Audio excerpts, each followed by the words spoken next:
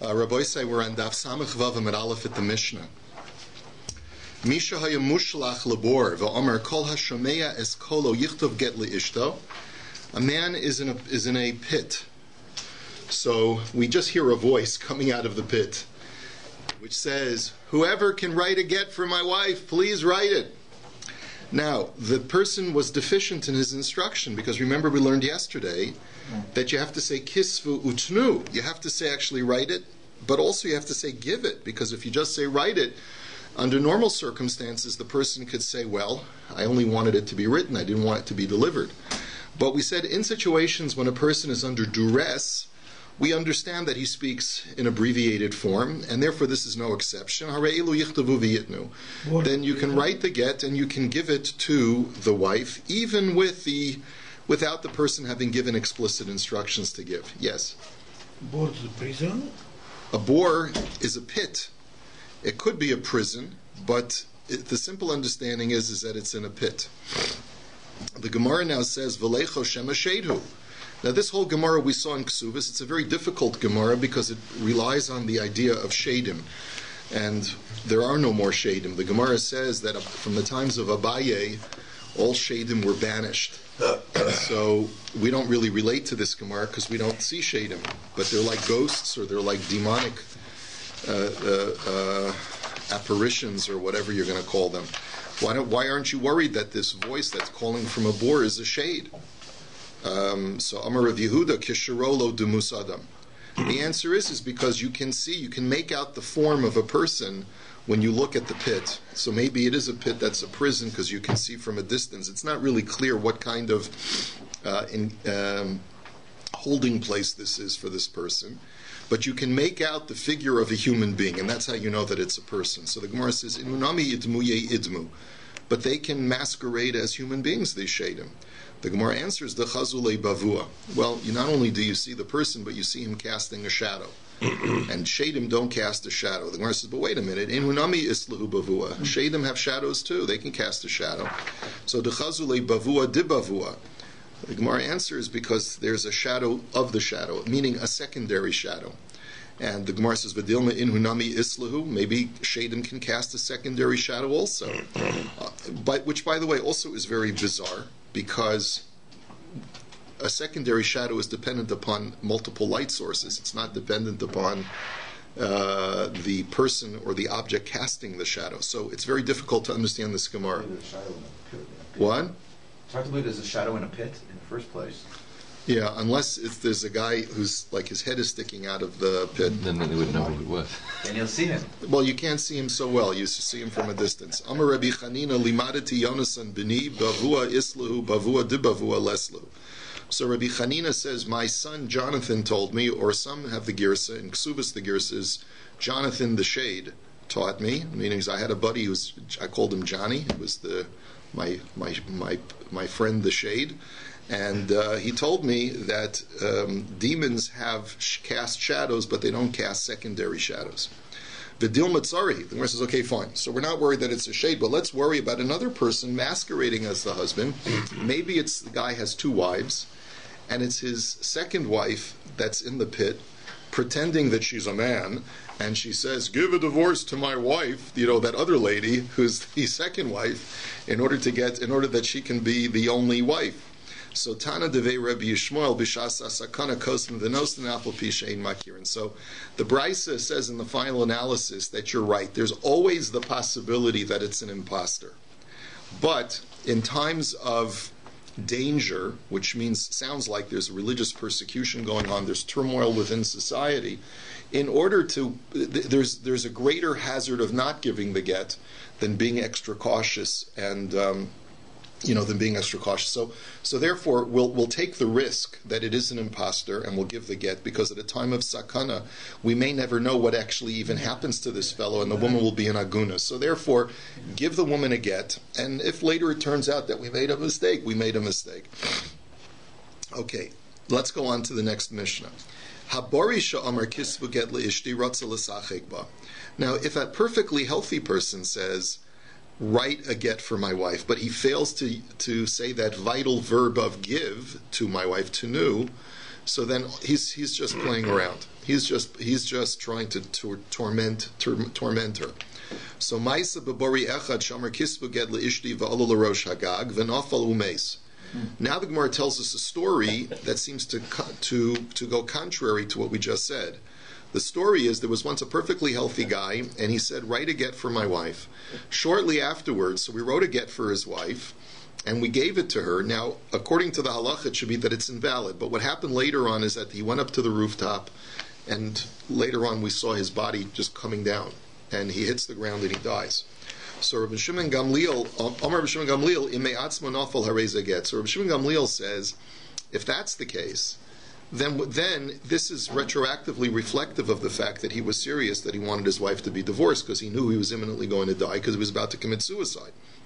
However, im haruach dachaso eno get, but if he got blown over by a strong gust of wind off the roof, so then this was an accidental death, and therefore we don't take his word seriously, so the get is not a get. The Gemara now says, Maisa Listor, you're bringing me a story that contradicts the halacha. You just said there's a halacha that anytime a man says kisvu without saying tenu and he's perfectly healthy, you don't take him seriously. So the Gemara says, Chisuri mechzer of a you're right, there's a shtickle missing from the Mishnah. It has to be read as follows. Im hochiach sofwal tchilaso harei zeget. That normally if a healthy person says kisvu without saying tenu, so then it's not a get. But if later behavior is indicative that when he said kisvu he really meant tenu, like in the case of a guy in a bore and so forth, so then retroactively that indicates that the get that was written for her is a valid get, and she was divorced before the husband's death. Umaysenami bebore shamar kisvu get leishti v'alo l'rosh hagag v'nafel v'meis v'amar b'shem Gamliel imeyatzma nafel harei get imerach dachaso eno get. And that's why the Mishnah then brings the story of that exact circumstance where a man said kisvu without saying tenu. They wrote a get, gave it to her, and then he went up to the rooftop, fell off, and Reb Shimon Gamliel says if he jumped, committed suicide, so then that's reflective retroactively that he wanted his wife to be divorced, and that was a valid instruction. But if not, if he was blown off and it was an accident, so then the get is retroactively not a get. I mean, it's not a get because he didn't give the proper instruction. Now, hahu gavra da ola be knishta ashkach mikri yenuka ubrei diyasvi the yasav in shachrina gabayu. A man walks into the base medrash one day, and he sees a teacher and the teacher's son sitting and learning, and then there's a third man in the base medrash. That's the scenario that the Gemara sets up. Amar lahu beitrei minaychu nichtavu gita l'devisu. He said, I hereby appoint two of you to write a get for my wife. Now, this issue is not an issue of did he mean to say write it and give or just write it, but his instructions were, I want two of you to take care of the get for my wife. Now, l'sov shachiv mikri yanuka. So, unfortunately, before they had a chance to take care of the get, the teacher passed away, and all that was left over was the son of the teacher and this third guy. So, mi mashvi inshi barash licha b'makom abba olo. The Gemara's question really is like this. When the person appointed these three people, did he have in mind that potentially the son could be one of the two parties that he wanted to write a get? Or do you say that since it was a son in the presence of his father, it never entered into the mind of the fellow who wanted to divorce his wife that the son would be one of the two people? Because sort of psychologically, a son in the presence of his father is considered to be like tafel, is considered to be inconsequential. And therefore, really, would you say that psychologically the husband's mind was only on the teacher and that third guy?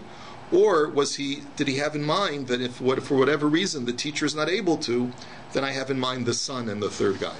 Do they have a chiyuv? He just says it to them. Do they have a chiyuv to follow his instructions? I don't think they have a chiyuv. If they have to agree. Yeah. So I mean, if I go over to you, Mark, and I say do this, you don't have an obligation to do it. You have to accept the shlichus. I'm assuming that's. I mean, all three of them said okay. They all said okay. We'll do it. Right.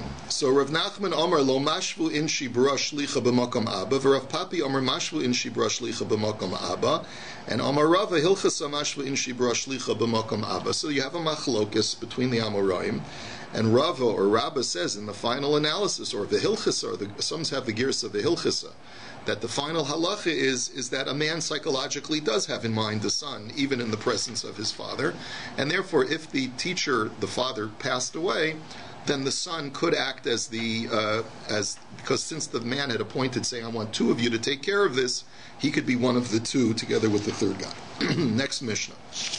Amar l'shnayim, tenu get le'ishti, o l'shlosha kisvu get utenu le'ishti. Now we're switching gears just ever so slightly. We're still consistently talking about the language that a person uses and how we interpret his language.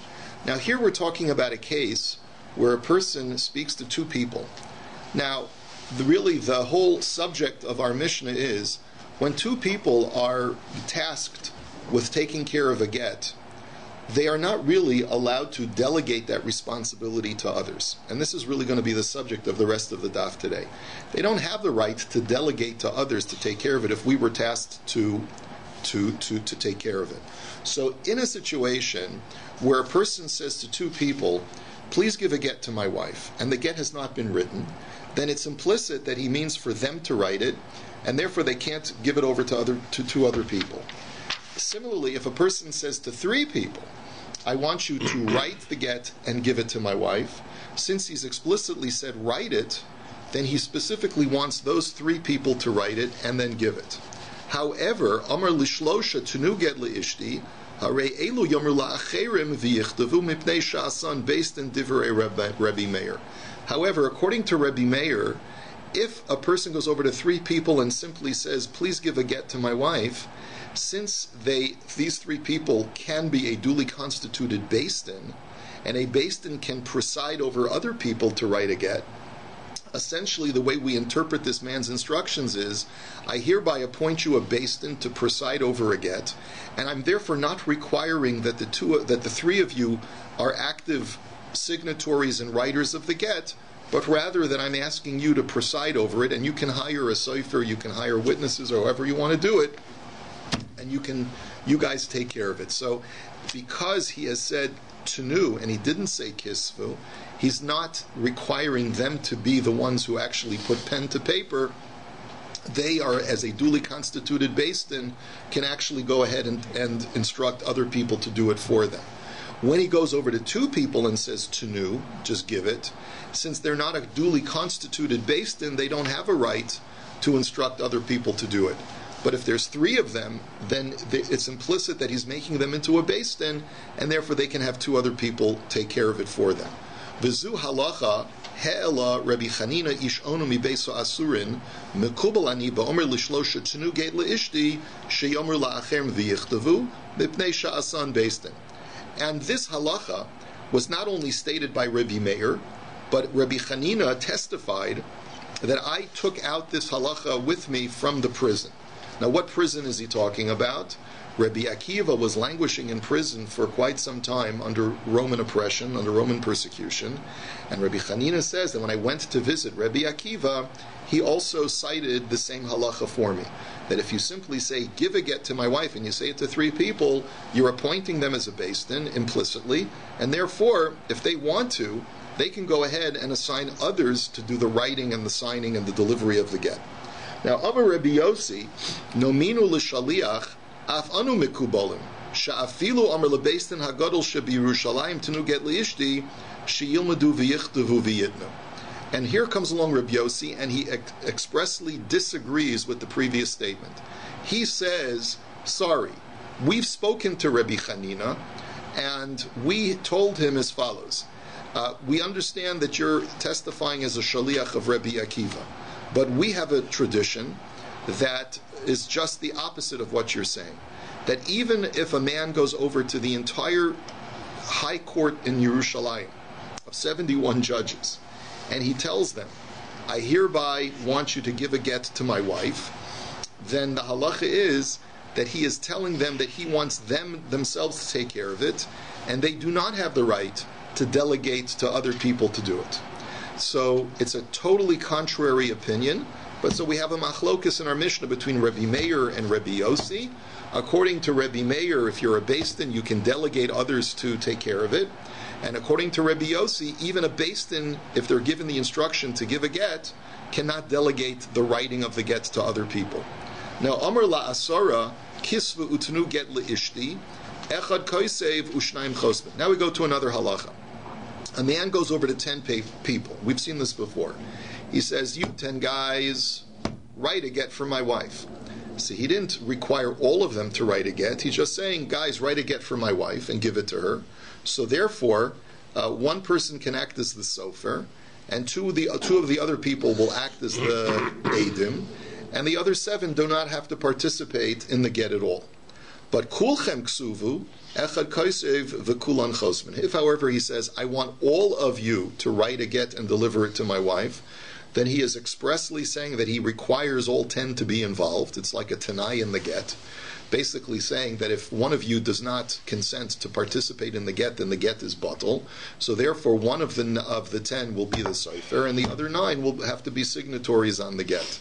And lefichach im meis echad mehen harei get batal. If therefore one of the 10 guys dies before the get can be signed, then the get is not valid. Okay.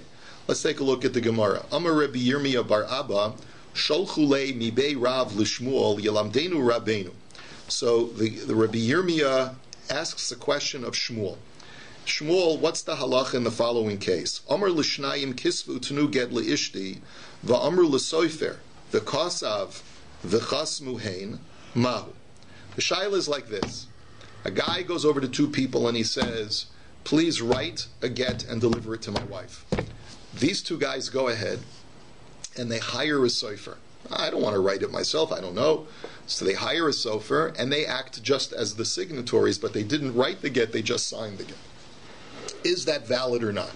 So Shalach Luhu Teitzei Vahadover Tzarech Talmud. So Shmuel said back to them, if she got remarried based on that get, she has to leave her second husband, and we have to study this very carefully because it's not clear whether she's legally divorced or not. So the Gemara's question is, my Hadavar Tzarech Talmud, like what was the suffix that Shmuel had?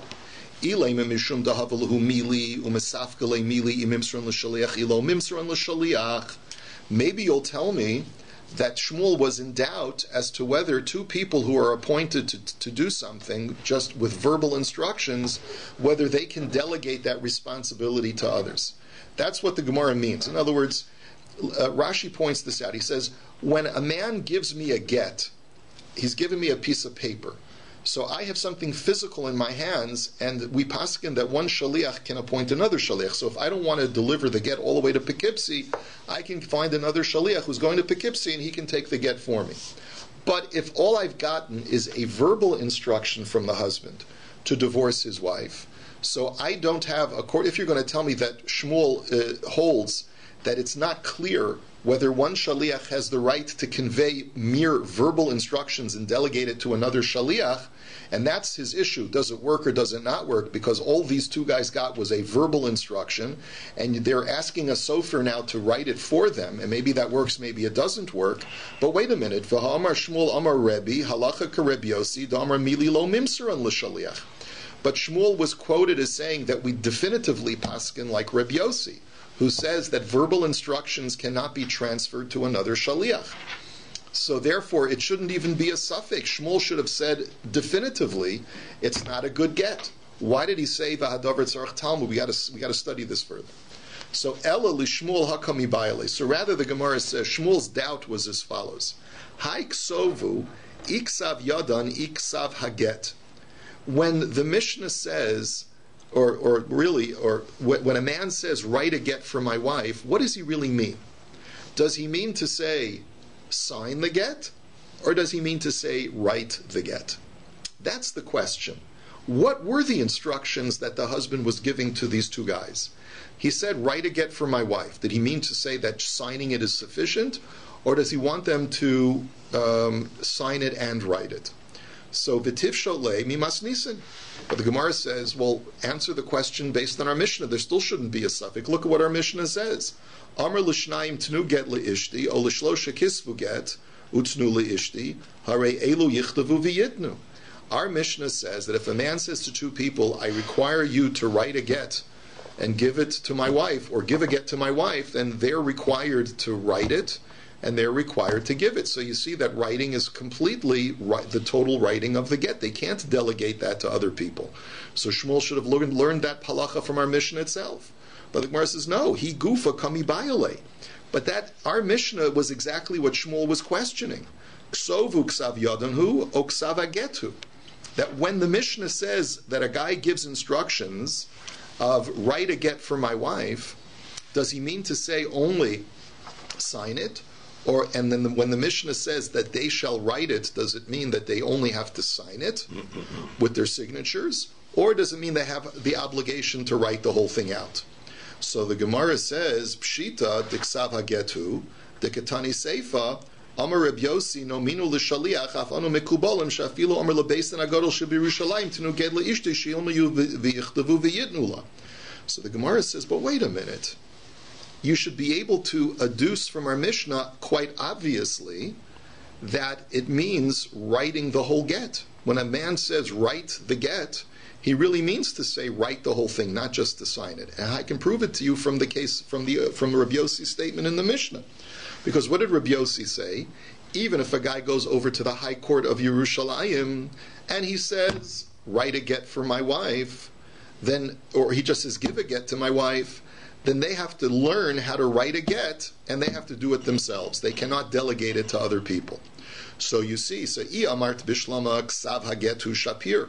Ela I amart ksav yadanhu miika beidina delo yadi mechtan chasimas yadayu. So the Gemara says, you have to say that the Mishnah is talking about writing out a get, because otherwise, why would the Mishnah have to say that they have to learn how to write a get? They have to learn how to write. If you're telling me that they have to learn how to write a get, then it's conceivable that a member of the High Court of Yerushalayim never got shimush in GITTEN, never learned how to write a get, and so he's got to learn how to write it in order for him to participate himself in the get. But if you're going to tell me that writing means signing your name, how is it conceivable that you have someone who sits on the High Court of Yerushalayim, the Sanhedrin HaGadol, and doesn't even know how to sign his name? Is such a thing even possible? So therefore it must mean when it says ksovu, when it says write a get, or harehin yichtavu, when it says when they write the get, it must mean they have to write the whole thing. And therefore, we're back to our question, why does Shmuel even have a question? So the Gemara says, in Ika Beidina Chadata. No, says the Gemara, that's not a proof.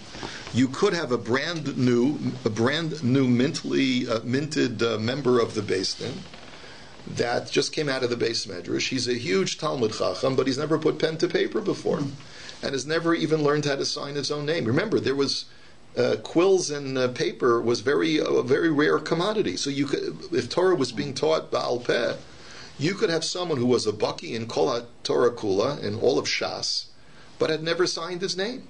And so the Gemara says it is conceivable that even a member of the Sanhedrin HaGadol would not even have to sign his name, and he'd have to practice before he could sign the get. So therefore, there is no raya from our Mishnah. Our Mishnah is still ambiguous. What does yichtavu mean? Does it mean to write the whole get, or does it mean just to sign the get? And that's why Shmuel wasn't clear on that case that you asked him. So now the Gemara says, "V'is viralan dahai ksovu ksav yadanhu haksav get kasher." So what are you telling me? So you're telling me that, according to our Mishnah, Shmuel's entertaining the possibility that when a man says, "Give a get to my wife" to two guys, all he requires for them is to sign it. So then, who's writing it? So what are you telling me? That if a third party writes the get, that it's kasher? But wait a minute. Amar Shmuel, Amar Rabbi halacha Rabbi Yossi, Damar mili lo mimsran l'shaliach. But what about the fact that Shmuel paskins like Rabbi Yossi, who says that when a shaliach receives verbal instructions, he cannot delegate those instructions to a third party, because he paskins like Rabbi Yossi. And so we're back to square one. How could they possibly instruct someone else to write the get, even if all they need to do is to sign it? But who's writing it? How can they delegate that responsibility to a third party? So the Gemara answers, Is viralan diksovu ksav yadanhu, ksav haget is viralan diksovu ksav yadanhu, so ksav haget nase kaomer imru. The Gemara answers like this. If we're going to interpret a husband's instructions of when he says, write a get for my wife, all he means to say is, I want you to sign a get for my wife, then implicit in his instructions are please make sure that the get is written, and then I want you guys to sign it. So if a person gives explicit instructions to a shaliach, I hereby authorize you to delegate someone else to write a get, then that's okay, according even to Rabbi Yossi, who says that normally verbal instructions cannot be transferred, but here if the husband says explicitly, I hereby authorize you to delegate someone else to write it, then it's okay. And since the husband is simply telling these two guys, sign a get for my wife and not write a get for my wife, he's implicitly telling them, hire someone to write it. So the Gemara says, Umodi Rabbi Yossi be'omer imru, and Rabbi Yossi agrees that if the husband says, tell someone else to write it, then that's legal. Oh really? Umi moda Rabbi Yossi be'omer imru. Since when does Rabbi Yossi say that that's a legal delegation? V'hatanan, look at the following Mishnah, which we're going to learn later. Ksav soifer ve'ed kasha. There's a Mishnah that we're going to learn in a few blot from now that says that if the get only has the handwriting, recognizable handwriting from a known sofer, and it has one signature, then the get is kosher. Now that in itself is difficult to understand, why only one aid is kosher. So there's an ambiguity in the language of that Mishnah, and it's subject to interpretation. Va'amar Rabbi Yirmiyah chsam soifer shaninu, that it doesn't literally mean that there's only one signature. It means that we recognize the sofer's handwriting, plus he signs the get. So you do have two signatories on the get. Va'amar Rav Chisda masnisin mani Rabbi Yossi da'amar mili lo mimsuran l'shaliach. And says Rav Chisda that the reason why we can safely allow a sofer to sign the get is because, as we'll see momentarily, no one is going to sign a get unless he was explicitly instructed to do so. Again, I want to make sure that you understand this point because it's a little bit complicated. The reason why it's okay for the sofer to act as one of the Eidim is because he would not be permitted to, no one is really permitted to sign a get unless they're explicitly instructed to sign by the husband, by the enactor of the legal document. Okay? And that's the reason why. Now, it's important to know that that's the only reason why the sofer is allowed to sign the get. Because if it were legal for someone else other than the husband to tell, to provide instructions about who's going to sign the get, we would never allow the sofer to sign the get. Why? Because the Gemara is going to speak out. The Ital kadaitich moda Rabbi Yossi ba'omer imru nafik mine churva dezimnin da'omer lehu l'shnayim imru l'sofer v'yichtov v'la ploni u'ploni v'yachtemu u'mishum kisufa desofer chayshi u'machtem yichad mehanach sahadi v'sofer bahadayu u'bal lo amar hachi. So the Gemara says as follows. Let's say, in theory, a man does have the power, like you're suggesting, to tell two people, take care of the get and have someone else sign it. If a man does have the power to do that, and these shlichim can actually transfer the verbal instructions and delegate others to do it, as you're saying, since the husband said it expressly to them, I want you to get two other guys to sign it, or I want you to get a sofer to write it, then there's a very dangerous precedent that you're allowing to allow the sofer to sign it. Why? Because let's say the following scenario took place. A husband goes over to two guys and he says, listen guys, I know that you're not soferim, but I trust you. You guys are God-fearing people, so I want you to hire a sofer. I want you to have him write the body of the get, and then I want the two of you to sign it and act as the witnesses on the get. They go over to the sofer Rabbi so-and-so in the community, and the Rabbi so-and-so, they say, we'd like to hire you to write the get. He writes the get, and he says, okay, I'm ready to sign, I just need one of you. And they're in trouble now, because if they say to the sofer, well, we were assigned to be the aidim, you were not assigned to be an aid, he's going to say, what am I, chopped liver? You trust me to write the get, but you don't trust me to be an aid? That's an accusatory declaration. I mean, you're essentially suggesting that I'm not kosher enough to be an aid on the get. And that's highly insulting. And so because of that, these two guys may be embarrassed to say that to the sofer, and they'll instead tell the sofer, okay, only one of us needs to sign it. Rabbi so-and-so, you be the other signatory on the get. And of course, this would totally invalidate the get. Why? Because since the husband had given explicit instructions, hire a sofer and you two guys be the edim, that's a tanai on the get. If anyone else other than these two guys sign it, then the get is invalid. So you have to say that if you learn that Mishnah that we're going to learn on DAF Pei Zayin is talking about that it's valid for the sofer to sign the get, it must only be because we do not allow anyone other than the husband himself to give instructions to the sofer to sign it. So therefore our question is, how can Shmuel suggest that according to Rabbi Yossi, when the husband gives explicit instructions to the two guys to delegate others, that's okay? You see from this case that you cannot delegate other people even when the husband has given explicit instructions to do so, because otherwise we would never let the sofer sign the get. Okay, that's the question that we're asking. So the Gemara says, no. Kaven da Omar Mar kosher velo te'ase kain b'Yisrael lo shchiach. So the Gemara says no. In reality, Shmuel will argue that it's possible that according to Rebbe Yehuda, you could give additional, if the husband gives explicit instructions to the two guys to delegate someone else to sign it, then it is kosher for them to delegate someone else to sign it. However,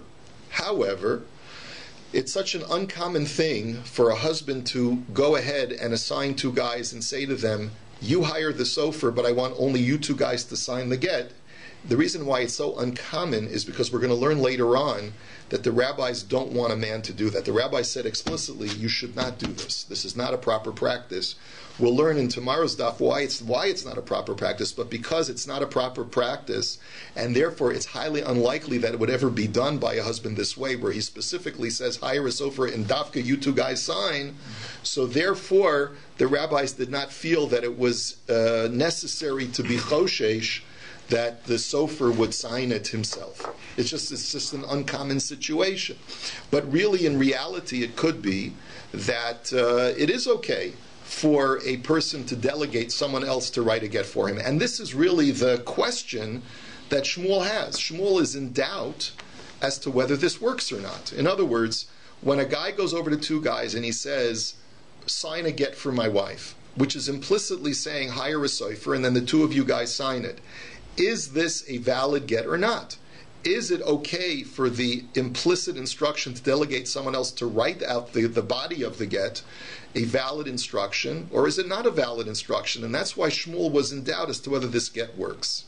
So the Gemara now says, "V'leichosh dilma amr lehu lebetrei, imru lesoifer v'yichtov, ve'atem chasumu." So, but maybe this is what happened, where a guy goes over to two guys and he says to them, instead of telling them, I want you to hire a sofer and I want two other guys to sign it, that's where the rabbi said that it's not proper to do that. But what happens in a case where he goes over to two guys and says, hire a sofer and you two guys sign it, the two guys that I'm assigning, you two guys I want to be the signatories. Ve'atem chasamu, ve'azlo hanach mishum kisufa de sofer, machlami leila sofer bahari chad minayu, ubalo amar hachi. In that situation, there is no such din where the rabbi said, don't do that. The rabbis never objected to that kind of scenario, and therefore why shouldn't we worry if we allow the sofer to sign? Maybe that wasn't the husband's instruction. Maybe the husband's original instruction was, you two guys hire a sofer and then the two of you sign. The only thing that the rabbis objected to is if a guy goes over to two guys and says, hire a sofer and then hire two witnesses in addition to yourselves and have them sign. That's what the rabbi said, we don't do it. And therefore, since we don't do it, it's not shchiach, we don't have to worry about it. But in this scenario, it is shchiach, it is possible, and it is common for a husband to say that, goes over to two guys, hire a sofer, have him write it out, you two guys sign it, and there maybe they'll be embarrassed and they'll ask the sofer to be one of the signatories instead of one of them. And therefore it'll invalidate the get. So why aren't you worried about that? Why do we say that it's okay for the sofer to sign it? So Amri Hanami Kosher Velote Asahu. So the answer is no. That's part of the thing where the rabbi said we don't want that to be done, and therefore it's not shchiach. Zak the Gemara Hanich Lamanda Amar Kosher Velote Asa. Ela Lamanda Amar Kosher Velote Asa Ma'ika Lamemar. But that only works out if you hold that such a get is kosher b'di'evid, but lechatchila you shouldn't do it. That's why it's not shchiach, and that's why the rabbis didn't worry about it and forbid a sofer from signing. But if you learn that it's kosher even lechatchila to do this, then why didn't the rabbis step in and say that the sofer should not sign, lest he wasn't one of the designated people to sign, and they just had him sign out of fear of insulting him? So Ella Rabbi Yossi Tarte Omar. So the Gemara says you're right. In reality, Rabbi Yossi holds of two things. He holds that you're not, when you say to a group of people, give a get to my wife, or write and give a get to my wife, Rabbi Yossi holds it doesn't matter whether he says explicitly, I give you rights to delegate to other people to write it, or whether he doesn't say that explicitly. In both cases, Rabbi Yossi holds that verbal instructions are always non-transferable. You can never transfer verbal instructions and have other people take care of it for you. That's in the final analysis. We have to admit that Rabbi Yossi holds this way, because otherwise he would never allow a sofer to sign on a get. He must hold that a sofer can sign on a get, because the sofer must have received explicit and direct verbal instructions from the husband to sign.